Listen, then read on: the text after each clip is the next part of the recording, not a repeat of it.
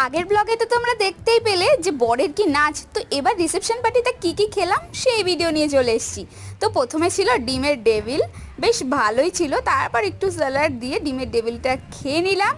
আর আমাকে কেমন লাগছে অবশ্যই কমেন্ট করে জানিও। তারপরে চলে আসলো রাধা পল্লবী আর চানা মশলা, এটাও বেশ দারুণই লাগে খেতে।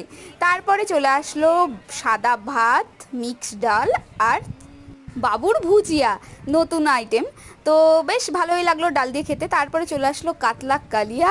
তো প্রথমে একটু ভাত দিয়ে মাছটা মুখে নিলাম, বেশ দারুণ হয়েছিল, টেস্টটা তো দারুণ লেগেছিল। তো তারপরে চলে আসলো চিকেন কষা আর ফ্রাইড রাইস। আমার তো এই কম্বোটা জাস্ট ওয়াও লাগে। তো লেগ পিসটা আমার প্রিয় ছিল, তাই লেগ পিস পেয়ে গেছিলাম, খেয়ে নিলাম। এটাও বেশ ভালোই হয়েছিল টেস্টটা। তারপরে চলে আসলো চাটনি পাঁপড়। চাটনি দিয়ে পাঁপড় খেতে বেশ ভালোই লাগে শেষ পাতে। তারপরে সন্দেশ খেয়ে নিলাম, রসগোল্লা ছিল।